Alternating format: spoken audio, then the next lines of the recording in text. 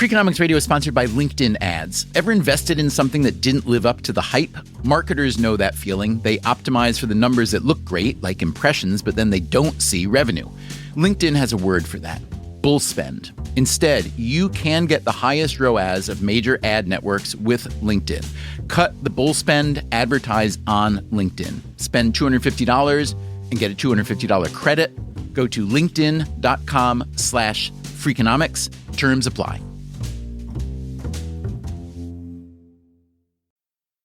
Freakonomics Radio is sponsored by Hotels.com. Hotels.com gives you access to hundreds of thousands of hotels worldwide. And when you join for free, you can save up to 20% instantly with member prices. Plus, every stay earns rewards. So when you book one trip, you're already lowering the cost of the next one. Hotels.com is simple, rewarding, and designed to help you get more out of every stay. Sign up for free and book today. Hotels.com. It's all in the name. Freakonomics Radio is sponsored by Amica. You know what they say: if you want to go fast, go alone. If you want to go far, go together. So go with Amica and get coverage from a mutual insurer that's built for their customers, one that looks after what's important to you together. Auto, home, life, and more, coverage that fits your unique needs. Amica helps you protect what matters most. Visit amica.com and get a quote today.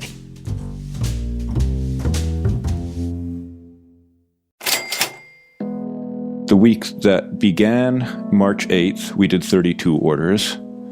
The next week, we did 127 orders. That's Garth Brown. I own Carencrest Farm, which is on about 200 acres in beautiful central New York. I raise cows, sheep, and pigs, and I sell directly to customers. I own the farm with my wife, my brother, and my sister-in-law. And are the four of you the primary labor then? We are all the labor. We're about as small as a business can get. We do everything. The animals Brown raises are fed grass and raised in pastures. His customers are individuals and families, not a wholesaler or distributor. His typical customer is a health-conscious East Coaster interested in animal welfare, willing to pay a bit more for their meat. The unfortunate economic reality is that that still is a smaller slice of the populace than I would like.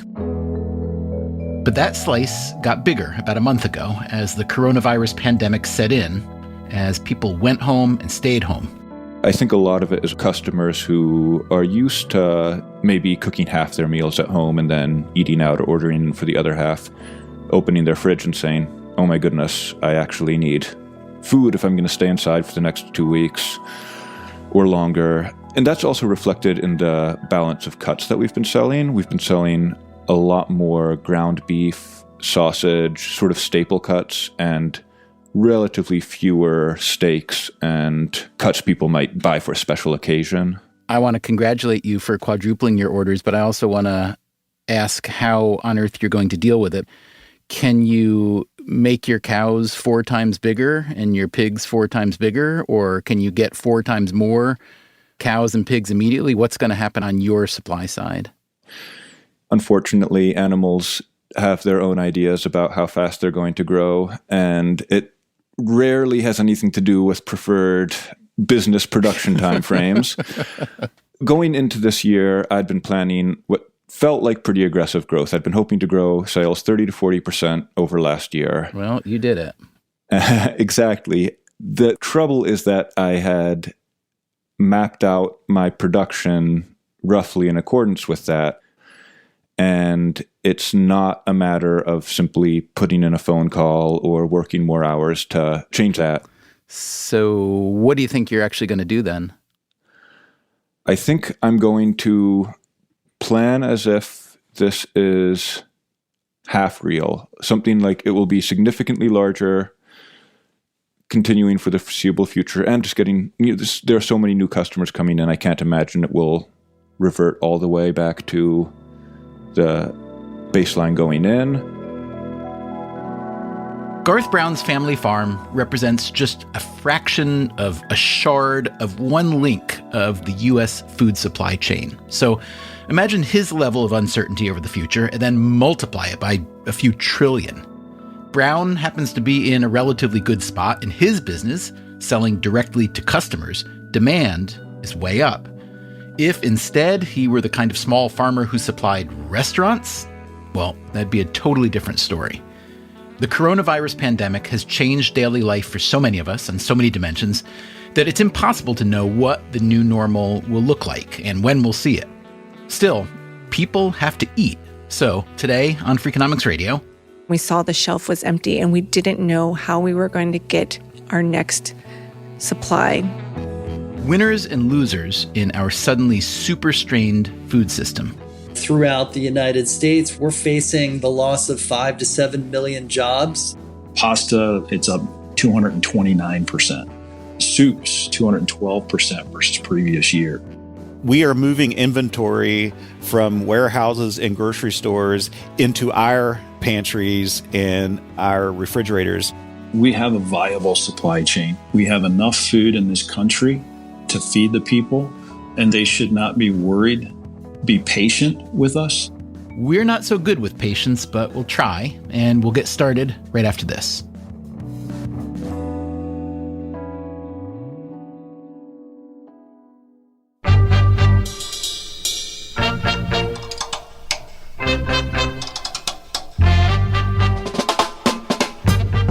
From Stitcher and Dubner Productions, this is Freakonomics Radio, the podcast that explores the hidden side of everything.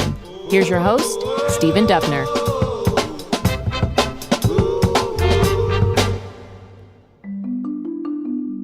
How has the coronavirus pandemic affected our food supply chain? Well, it depends on who you are, where you are, and what part of the chain you look at. Let's say you go to a supermarket in West Lafayette, Indiana, which is not exactly a COVID-19 hot zone. So I think about a week ago, I had planned to go to the store early in the morning. I got up about 7:30 a.m. I thought I'd beat the crowds. Jason Lusk is an economist at Purdue University. And got to the store and was, frankly shocked. There was basically no meat left.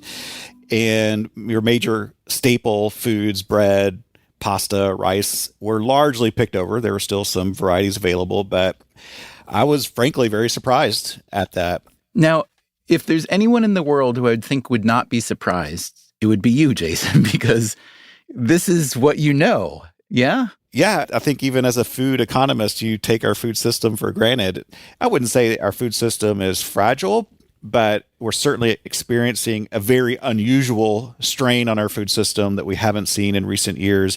What we've been hearing from members is they're experiencing anywhere from, 80 to 150% increases in volume.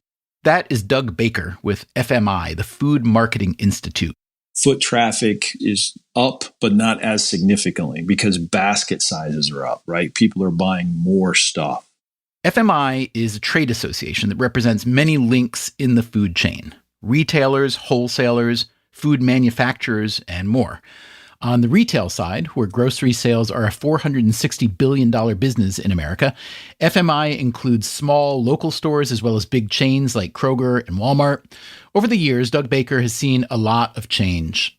I've had a long career in the industry. I like to sort of dub myself as a can stacker, starting in the grocery business as a courtesy clerk at 17 years old, because my dad basically told me to go down to the corner and get a job at the grocery store. Baker's wife is an ICU nurse, the definition of an essential job, but he sees his work as essential too. Grocers are never better than when the public needs them the most. We deal with disaster on an annual basis, and we understand that we're feeding communities, and in many instances, that grocery store is the community center. The grocery industry is a very tight one. It seems really big, but we're also really tight. So when we have these types of crises, we also offer mutual aid to each other. Baker says the strain on the grocery system, the spike in demand, has arrived in two phases. Phase one, there's preventative preparedness, and that's when we were seeing significant increases in household cleaning products, personal care products, and personal health products. So hand sanitizers and sanitized wipes and toilet paper and vitamins and stuff like that. And now phase two. So it's response preparedness now. And some examples for you: pasta previous week was up 132%. Previous year, it's up 229%. Soups, 107% versus previous week and 212% versus previous year. Because the response to the coronavirus itself has varied in intensity by location, so too have shopping habits. Some places seem to be getting into phase 2.5, with the most frantic shopping starting to subside. California, we have some members out there that are seeing sales starting to slow down. That's because more and more people are now, as the industry calls it, pantry loaded. And we anticipate that the customer, as they look and see that they've got everything that they need and they start heeding those messages to stay home, that we will see a sales decline, which will allow the supply chain to refill. For the moment, however, in many places, there are significant shortages in grocery stores. Let's take a step back and ask why. There are some obvious answers and some less obvious ones. Here's an obvious one. Many people are buying many more groceries per trip than they usually do. That's for a few reasons. One is that we're spending most of our time at home now, which means eating at home a lot more. And even if you're used to eating at home a fair amount, you probably eat out more than you think. The economist Jason Lusk. Depending on the data set you look at, more than half of food expenditures occur away from home these days. According to the U.S. Department of Agriculture, the top 3 places where we buy food away from home are full-service restaurants and limited-service fast food-style restaurants, each taking in roughly $340 billion a year, and then school and college cafeterias at around $70 billion a year. But there are a lot of other places we've gotten used to eating out: hotels and bars and sports stadiums and wedding halls. And just about all these places have suddenly closed or are operating as a shadow of themselves. The restaurant industry has come to a near halt. Michael Anthony is head chef at Gramercy Tavern, one of New York City's roughly 27,000 restaurants.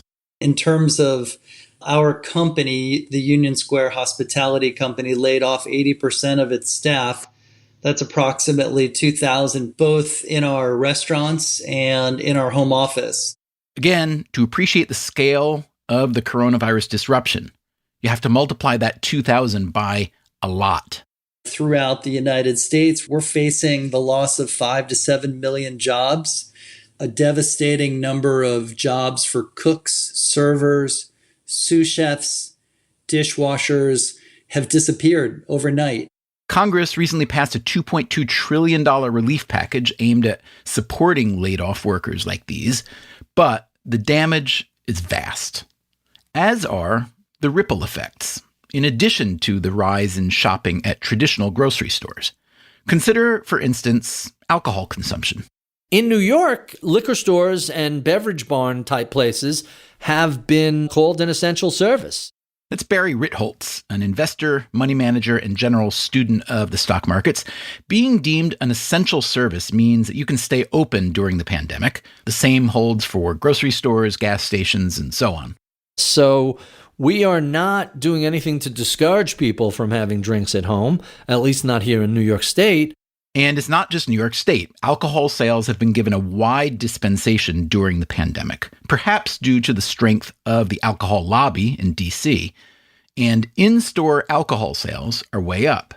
But think about how much booze is consumed in restaurants. You know, it's bars, it's restaurants, it's weddings, it's all sorts of events and affairs out of the house.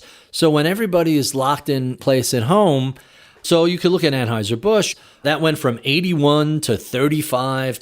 I mean, that is really some, ugly looking stock price. Sales at pizza chains like Domino's and Papa John's, meanwhile, are up. Not way up, but a few percentage points each. And then there's Blue Apron, a company that sells meal kits by mail. When it went public in 2017, Blue Apron stock went for a share price of $140. It had crashed down to around $2.50 by the beginning of March this year, before the pandemic really set in. But in the space of just a few days, as governors across the country ordered people to stay at home, Blue Apron shares shot up to $16, an increase of more than 500%. So first world problems are being solved by software and technology companies. Not just Blue Apron with its meal kits, but online grocery delivery firms too. Peapod and Instacart that will save you the hour of time it takes to go food shopping for a small fee. And of course, they allow you to replenish your groceries without having to leave home. Before the pandemic, Barry Ritholtz was not a customer. I've never got around to trying it out until this recent event, and so far, so good. So far, so good, except, we should add, for mega delays in some places, like New York City. Eventually, things will likely revert to normal. And then? I don't know how much that's going to change my shopping habits, but I have to imagine that there are some people who are going to adapt that and say, we're going to keep doing this in the future. People are learning new skills right now. And the longer that this goes, the more comfortable they're going to get with those skills. That's Doug Baker, again, with the Grocery Association FMI. I live in the emergency management world, and we talk blue skies and dark skies. So during blue sky days, online shopping is averaging around the country between 2 and 3%. And many retailers now are seeing that percent of sales between 10 and 15%. So you could see online grocery sales staying higher after the pandemic, but Barry Ritholtz has a concern. My concern with all these companies that are doing deliveries, if someone actually gets the coronavirus from a food delivery, what is the risk to the stock price there? It's something that I don't know how to discount. I barely know how to think about. It's a genuine risk to any of these companies, especially the ones doing curbside pickup or deliveries. Of course, going to the grocery store in person carries its own coronavirus risk, but that is one of the few sanctioned activities in America right now, and it's an incredibly popular one. Now remember, before the pandemic, Jason Lusk said we'd been spending more than 50% of our food dollars at restaurants and elsewhere outside the home. In terms of just pounds of food, it's certainly lower than that. Lower than 50% because food is more expensive per pound in restaurants. My guess is you're probably talking in the 30 to 40% range of pounds of food. And so, suddenly, that 30 to 40% of food missing from restaurants, Americans are buying it from grocery stores. In fact, many people seem to be buying more than their missing 30 to 40%. Why? You can think of at least 3 reasons. Number 1, inexperience. If you're not used to shopping in a grocery store, in a time like this, you may buy a lot more food than you need. Number 2, fear. COVID-19 is scary. Food is comforting. Fighting the fear with food seems like a good idea. And number 3, human beings, for all our enviable individuality, also succumb to the herd mentality. Seeing that person next to you that has the 50 pounds of potatoes and all the rolls of toilet paper, we take signals from other people around us. And even if I am perfectly sane and reasonable, most reasonable people also understand we can't and don't know everything. And so we infer information from other people's behavior. And you see that guy or gal with the basket full of food and you think, what do they know that I don't know? And that's how you end up with serious shortages in grocery stores, as Jason Lusk himself encountered, even though he showed up at 7:30 in the morning. He was alarmed to see the toilet paper aisle completely cleaned out. What did he think of that? People are just crazy. That was my first thought in that aisle. But then, I was a little more concerned when I got to the meat aisle. That too was pretty much cleaned out. On the surface of it, that seemed a little odd. Meat is perishable, particularly beef products is more expensive. And here we are in the midst of this panic. Why would somebody go to the product that is most likely to spoil and is most expensive? Did you come up with an answer for that? In this time of uncertainty and lack of clarity about the future, things that are familiar and comforting to us have a real pull. And I think that's was probably one of the motivating factors in people stocking up on things like meat. Even though it's perishable, you can freeze it, but it's something that tastes good. We know we like, can be a bit of a treat. Why not stock up on it now and enjoy that? So it's not just going to be beans and rice for the next 6 months. So whenever we think about supply and demand and there's a shock in one, we think about the ramifications. The shock here is in demand, but I would put the demand in quotes because it's not like people are suddenly eating 12 meals a day. They're just accelerating their purchasing and hoarding, yes? There's nothing about the coronavirus that I'm aware of that are going to make people hungrier. And so I think what's happened is we are moving inventory from warehouses and grocery stores into our pantries and our refrigerators. So it almost has to be a short-term demand shock because we're not going to eat more food as a consequence of that. The food supply chain is geared up to provide enough calories and food for all of the U.S. population. Even though people may get sick from COVID-19, the number of chickens didn't change. They're still sitting out there laying eggs. They're not worried. They don't know that a crisis is upon us. So there's enough food being produced. In fact, if we're talking about commodity crops, agriculture is very seasonal. And as a result, the corn, the wheat, the soybeans, the rice that we have right now, it was produced back this fall or summer. It's been sitting in storage in anticipation of us buying and using it throughout the year. And so just in terms of aggregate food, we're in pretty good shape. So there's no major problem on the supply side. The shock on the demand side is probably short term. Now we just have to figure out what's happening in the middle of the food supply chain to explain why we're still seeing major shortages in grocery stores. You'd think that with all the food that's not going to restaurants and hotels and airlines these days, there'd be more than enough to fill up grocery stores. Coming up after the break, why that's not the case and what the supply chain gurus are doing about that. Also, how these short-term shortages affect people who are already food insecure. And we make Garth Brown, the farmer, an offer that he seems willing to refuse. Oh, that would be kind of terrifying. All that is coming up right after this.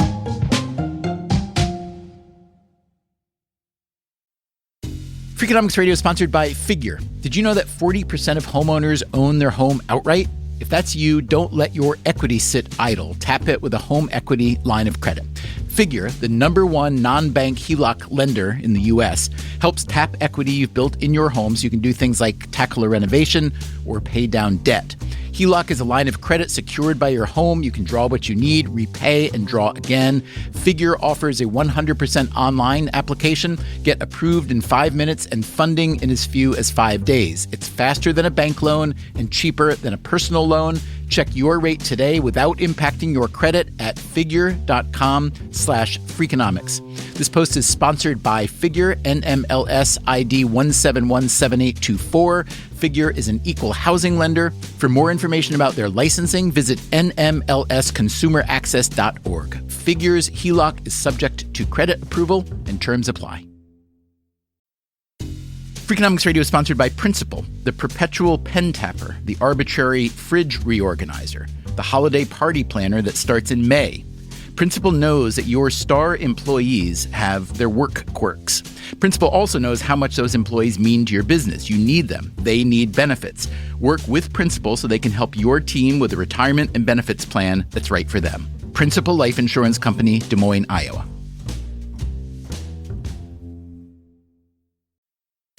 Freakonomics Radio is sponsored by PNC Bank. Boring, great word, bad rep. Yet time and time again here at Freakonomics, we find that when something culture-changing happens, boring things like calculations and careful planning are usually behind it. Which begs the question, why not apply it to other aspects of life, like banking, for example? Well, PNC Bank did since its inception, proving time and again that the best banking strategy isn't the exciting type, but the steady, reliable, definitely not YOLO type. PNC Bank, brilliantly boring since 1865. Brilliantly boring since 1865 is a registered mark of the PNC Financial Services Group, Inc. PNC Bank, National Association, member FDIC.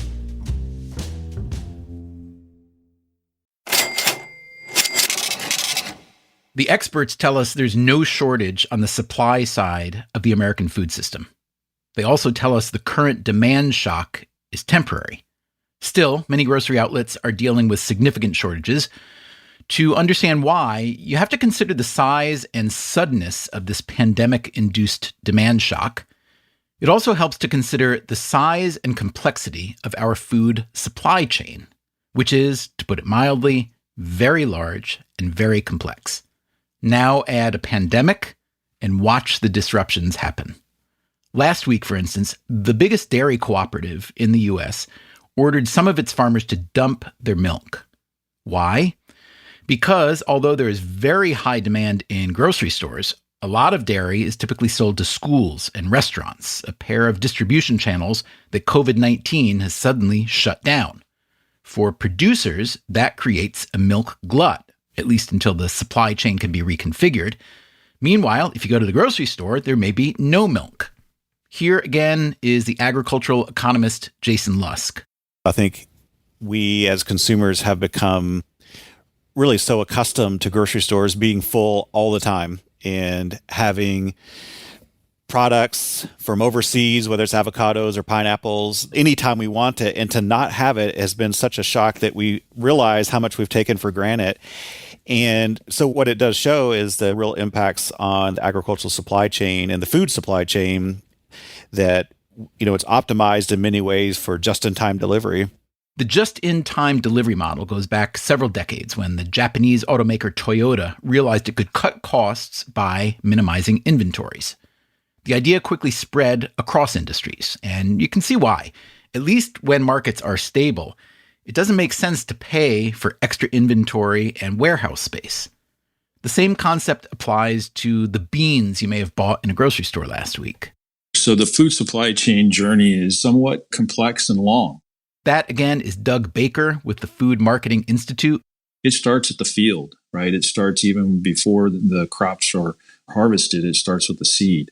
And so once those crops are harvested, they'll go to an ingredient manufacturer. From there, product manufacturers will secure those ingredients in order to create a finished good. And then it's going to go to a distribution center. And the distributor is either a retailer that self-distributes or it's a wholesaler that distributes to retailers who might not have their own self-distribution system. And all, by the way, each one of these journeys is a very important trucking industry that helps us move these products from point A to point B. Okay, that all sounds good until there's a massive storm or a pandemic. We're running behind, and it depends a lot on the category, but we've averaged it out to be about a 3-day delay. We've got product manufacturers that are running 24/7, and much of their safety stock has been sent out to stores. For distributors trying to catch up, this means streamlining deliveries even further. They're just going cross dock. So what that means is that they pull it off of one truck and they roll it right onto another one. That's especially true for what are called high cube items, like paper towels and toilet paper and water, anything that would be in pallet quantities. In some instances, they're not even stopping at the retailer's distribution center or the wholesaler. They're going directly from the manufacturer to the retail store. For Jason Lusk, these intermediate links in the supply chain were a bit of a revelation. When I study food, I'm focusing on the agricultural inputs in large part and the food processing and the food quality. And I think probably the thing that I frankly didn't pay as much attention to and turns out is pretty darn important are all those people that it takes to get the food there. And if people start getting sick or you have a warehouse where there's an illness and people have to go home or they're quarantined for a while, it's that part of the transportation system that I think is potentially vulnerable to this virus. In Wuhan, China, where the novel coronavirus started, more than 50% of transport workers were sidelined because of quarantine. Of course, anything is possible. We've all seen The Walking Dead. And, maybe 2 weeks ago, I would have said, some things are outside the realm of possibility. But I think for some of us, things are now inside the realm of possibility more than it once was.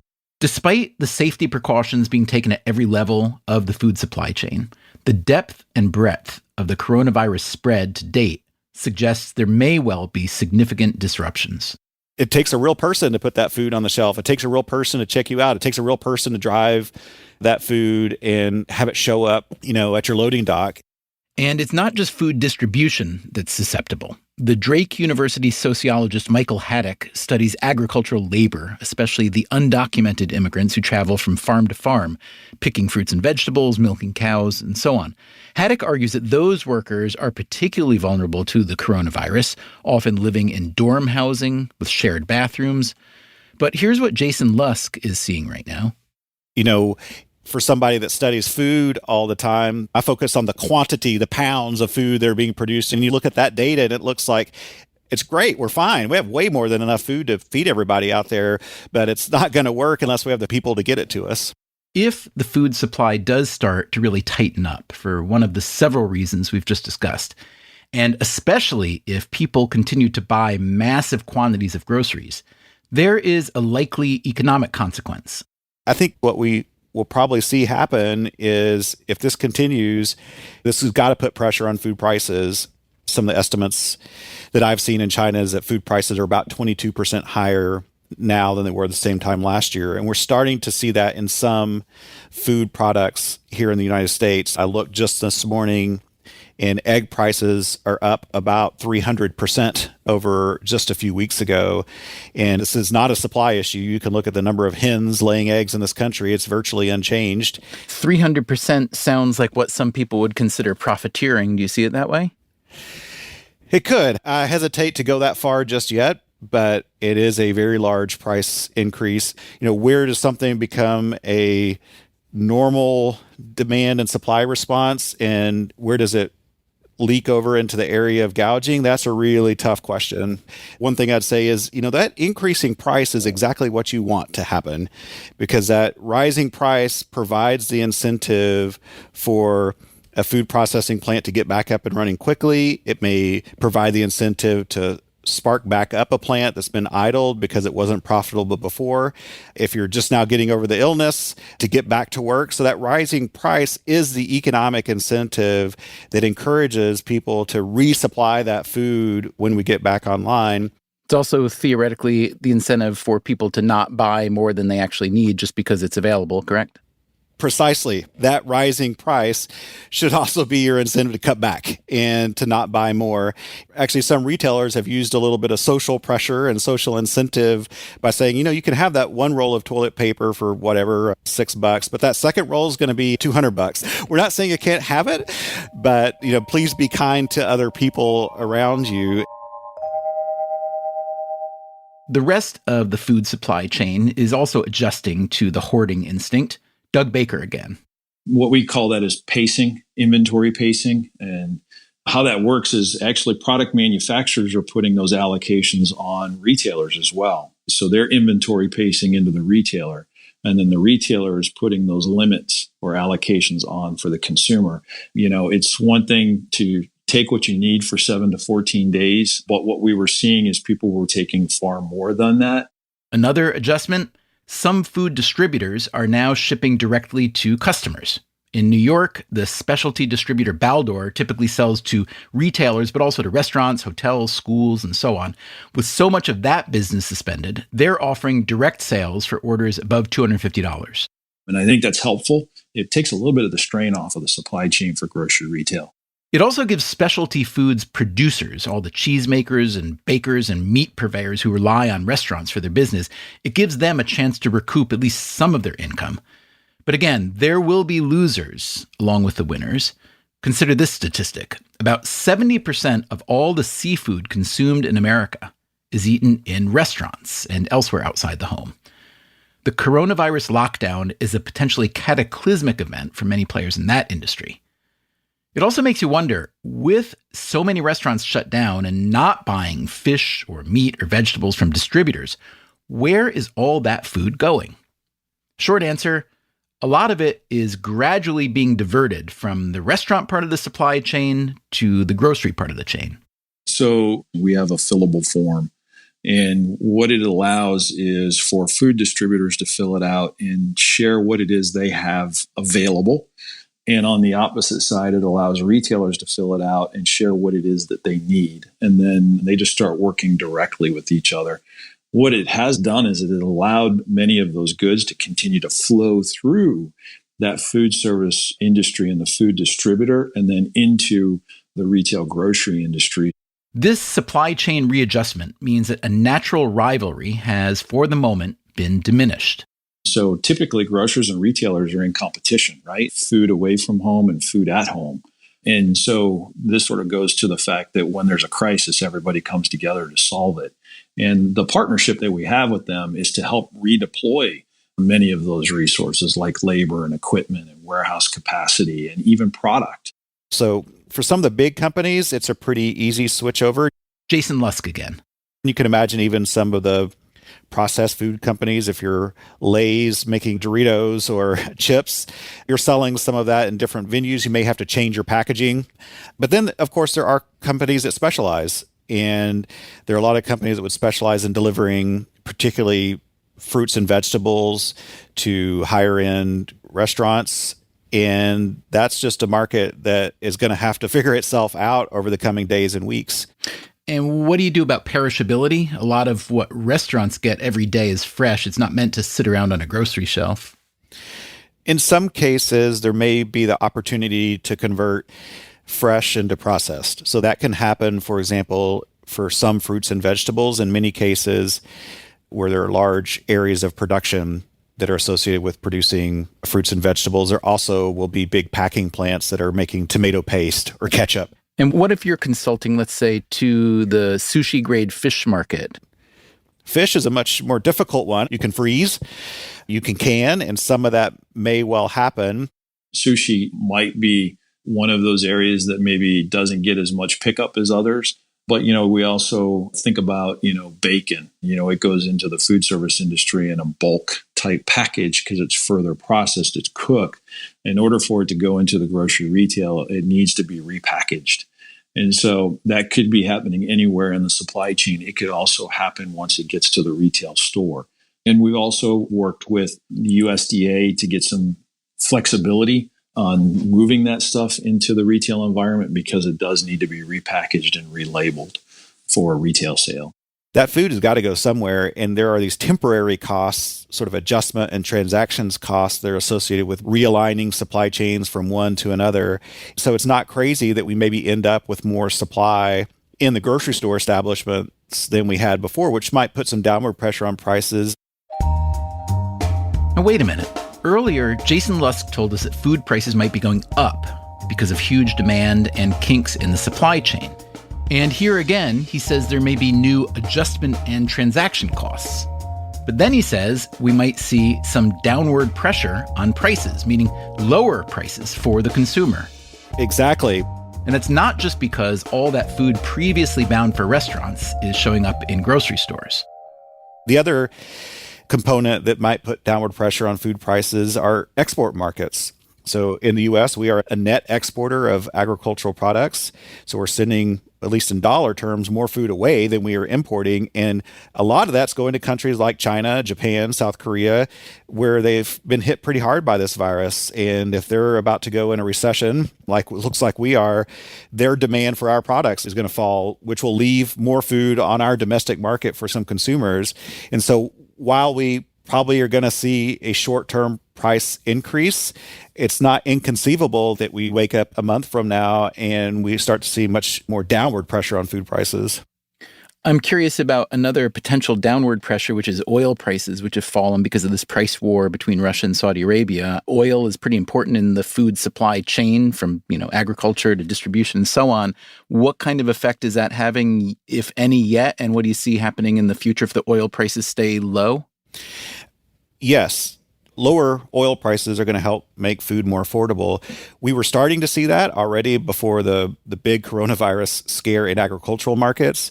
If you look at the agricultural commodity, not the retail end, but the farm end, beef, soy, hog, particularly corn prices were all falling, had been falling over the last couple of months, and were falling sharply in large part, probably in response to those falling oil prices. Now, in the last few days, we've started to see some of those rebounding. Now, corn has been the exception there, and part of the reason for that may be a big chunk of corn, and probably the largest percentage-wise, more than 40%, goes to ethanol.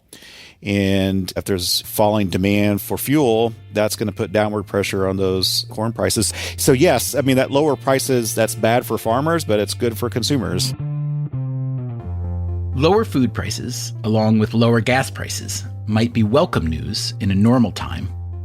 Almost nothing about now is normal. You and I both know people who will die from COVID-19. They're already dying, and we can't go to their funerals or hug their survivors. And a lot of them are dying alone. Visitors aren't allowed in the hospitals or the nursing homes. I have one friend whose elderly parents are in two separate elder care homes. Both of them have dementia and trouble with memory, and they can't understand why all of a sudden their kids and grandkids aren't coming around anymore. They used to come all the time. As in every crisis, there are some protections, some forms of insulation. Money is one. If you have enough money, adjusting to the pandemic is easier. You may have to wait in line a bit longer. At the grocery store, you may not be able to buy everything you're used to getting. Still, you're going to eat. If you don't have enough money, even feeding your family becomes a big challenge. The bureaucratic phrase for this is food insecurity. There's been a moment that all of us have experienced food insecurity in the past week. The moment when we went to the grocery store and we were looking for pasta or canned beef or even toilet paper and we saw the shelf was empty and we didn't know how we were going to get our next supply. That pit in our stomach, that is food insecurity. And 1 out of 9 households had that sentiment on a regular basis before this all happened. That's Jada Hare. She is the Development and Relations Director at Midwest Food Bank. We distributed over $278 million in food to 2,000 nonprofit feeding programs last year. Some of the food they distribute is donated from grocery stores and restaurants. Some is bought with cash donations. They also produce their own meals. It's a low-cost, high-nutrition meal that we package. It is rice, beans, soy protein, and vitamins and minerals. Hare is anticipating the demand for donated food will increase hard and fast. One model is the last financial crisis. Unemployment rose suddenly then, but not nearly as much as it's rising now. So if we would model the increase in food insecurity after this crisis to be similar to that, we would see a 36% increase in food insecure households. The agencies that we serve are already seeing an increase in volume of people coming through their doors. In addition to a surge in demand, Hare is anticipating a big drop in supply, an unintended consequence of how people who aren't food insecure have been shopping. Because of the increased consumption and, dare I say, hoarding by the population, we have not been able to harvest that food and procure that food and to provide it to those in need. We also are seeing that there's some challenges to procure donated food from food manufacturers because they've seen an increased demand signal from the grocery stores. On a regular basis, we go and procure produce and perishables from grocery stores. That is no longer our daily routine. We recognize that there is no supply there at this point. And we're laughing, the only maybe silver lining we have is that it's going to be a really good food drive 6 months from now, because we're going to collect all kinds of toilet paper, all kinds of canned beans and canned meat that no one really needed or wanted, but they felt this compulsion to buy it in bulk format. The recent $2 trillion federal relief package does direct some money to feeding people who need help, and Midwest Food Bank got some help from one of the hardest hit industries. We have been fortunate to receive food from restaurants, their perishables, from cafeterias at universities, from cafeterias in large corporations where they've asked for employees to stay home. So in this very short term, we've been able to replace the perishable food from grocery stores with perishable food from other organizations that are not functioning at their regular rate. Michael Anthony, the Gramercy Tavern chef, was donating some of their stock when we spoke with him. As we speak, a truck from our partner Rethink is coming to the restaurant to gather, cases of bones and large pieces of meat and a certain quantity of fresh vegetables that we weren't able to distribute to our own staff. These are people who know how to handle the ingredients and will be able to repurpose the food in a difficult time like this for many people who don't have a safety net and who will need to eat over the next few weeks. In a time when everything's being disrupted, it's probably no surprise to see how much disruption there's been in our food system. But it's also encouraging to see how much adaptation there's already been and how, for the most part, the system is holding up well. There's a famous story about the fact that no one person knows how to make a pencil. We did an episode about it years ago. It's called How Can This Possibly Be True? The idea is that even with something as simple as a pencil, there are so many different components and processes that no one person could possibly know or master them all.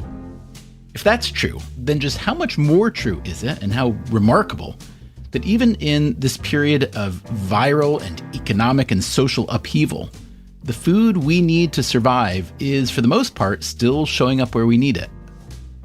There will, of course, be a lot of economic damage along the way. Certain farmers and fishermen and food producers and distributors who, because of some random circumstance beyond their control, are going to lose money and maybe lose heart. There will also be winners, apparently chosen just as randomly, like our friend Garth Brown at his little farm in upstate New York. The week that began March 8th, we did 32 orders. The next week, we did 127 orders. There's no way I can suddenly raise 4 times as much beef as I planned. So how are you thinking about that puzzle then from the financing side? Imagine I'm the local bank and, maybe I come knock on your door and I say, Garth, I understand you're doing pretty well, but that you're quadrupling your output because of COVID-19. And I'm happy to lend you whatever you need, $100,000, $300,000 at our most attractive terms. Do you go for that? Oh, that would be kind of terrifying. Just, I can think of a million things to do with that kind of money. And it's also just the uncertainty is sort of paralyzing. But if I say to you, Garth, you and your brother and your families have started this business with this philosophy and a mission, and you've been succeeding on a pretty small scale. Now, through a quirk of fate, you're succeeding on a much larger scale. Wouldn't you like to be the biggest and best farm of your type in the entire upstate New York region? Of course I would. And I'm still scared. So I don't know if you can guarantee me that what's happening now will continue and that 30% growth I was expecting will be there starting from this new baseline, then I would absolutely go for that. I can guarantee you that my bank will loan you the money and that if you don't repay it, I'll come for your farm. That's about the only thing I can guarantee you. Yeah, that's what I thought. Yeah. Garth, let me ask you one last question. The pandemic has plainly been a blessing for your business. How do you think about that? I feel very conflicted about it because there's the positive way I look at it is that I'm providing a service that people really value. I try to really walk the walk as far as how I produce food. I call a slaughterhouse, not a processor. And then also we have a open door with an asterisk policy. Like we like you to call before you show up so that someone's around. But I want people to come visit the farm and I want to talk about everything. But on the other hand, there's always that feeling that it's all built on an immense tragedy, which is kind of inescapable. And I don't really know how to square that. What are you having for dinner tonight? Tonight, I'm going to make some pork meatballs, and I haven't decided what to cook to go along with them. Since you're looking for visitors, what time tonight you think your meatballs will be ready?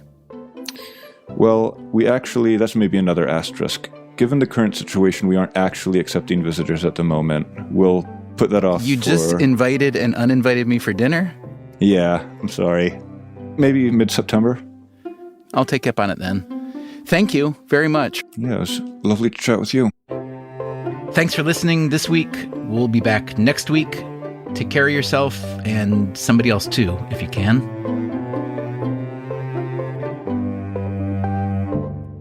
Freakonomics Radio is produced by Stitcher and Dubner Productions. This episode was produced by Zach Lipinski. Our staff also includes Allison Craiglow, Greg Rippin, Matt Hickey, Daphne Chen, Harry Huggins, and Corinne Wallace. Our intern is Isabel O'Brien. We had help this week from James Foster. Our theme song is Mr. Fortune by the Hitchhikers. All the other music was composed by Luis Guerra. You can get Freakonomics Radio on any podcast app. If you want the entire back catalog, use the Stitcher app or go to Freakonomics.com, where we also publish transcripts and show notes.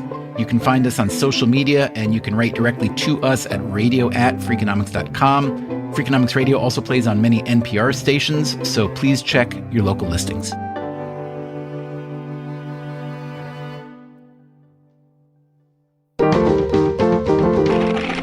Stitcher.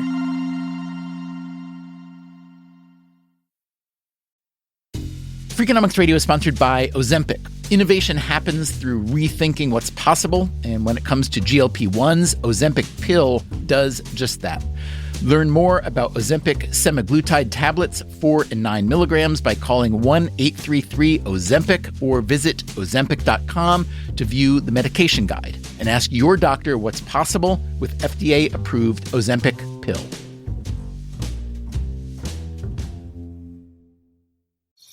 Traditional home security only alerts you after a break-in, and that's too late. SimpliSafe is changing that. Stop. This is SimpliSafe. Police are on the way. We don't just alert, we stop crime before it starts. SimpliSafe, plan starting around $1 a day. Save 50% on your new system with professional monitoring at simplisafe.com/SXM or with promo code SXM. Outdoor deterrence requires a SimpliSafe Active Guard outdoor protection plan starting at $49.99 a month. Visit simplisafe.com/licenses for alarm license information. Tennessee 2012. Breathe in. Feel the sense of calm that comes from having up to $300 in overdraft protection with GO2bank. Now... Did you say $300? Yes. Now, back to our breathing. So if I overspend my balance, GO2bank has my back up to $300? Yes. Can we breathe out now? Less worries, more zen, with over $300 in overdraft protection. Tap to open an account today. Eligible direct deposits and opt-in required for overdraft protection. Fees, terms, and conditions apply.